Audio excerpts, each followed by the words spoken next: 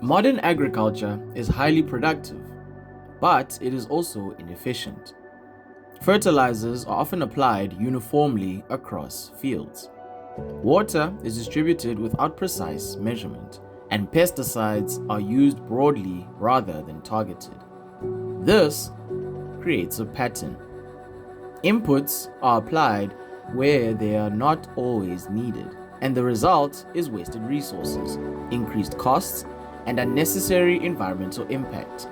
So the question is, can agriculture become more precise in how it uses resources? Agricultural fields are not uniform systems. Soil properties vary across small distances. Moisture levels will change within the same field.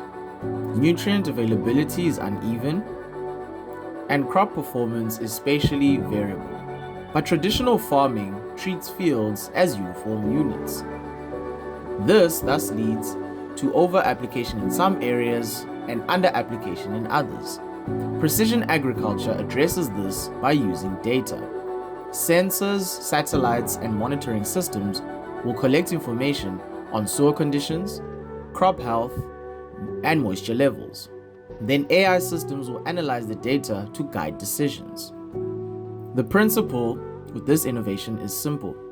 Apply the right input in the right place at the right time. A clear example comes from South Africa, particularly in Mpumalanga and the Free State. Commercial maize systems in these regions often apply fertilizer uniformly across entire fields. But field conditions are not uniform. The soil fertility, moisture, and crop response can vary. These occurrences result in certain inefficiencies, such as studies in South African maize systems show that excess fertilizer use is leached into groundwater, lost through runoff, or unused in low response zones. And what this actually shows is that inputs are being applied but not optimized. So the system spends more for less effective output. Precision agriculture thus changes how decisions are made. The key technologies include variable rate application, where inputs such as fertilizer and water are applied based on local conditions within a field. A second technology is remote sensing. Here we use satellite and drone imagery to detect crop stress and variability.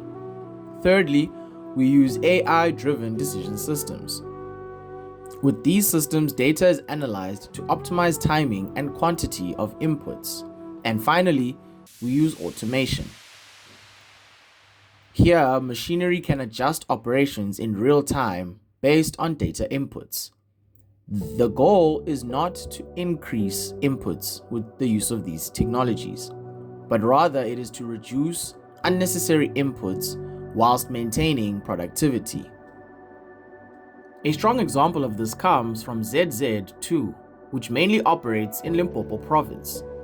ZZ2 is one of the largest tomato producers in the southern hemisphere and operates highly advanced precision farming systems.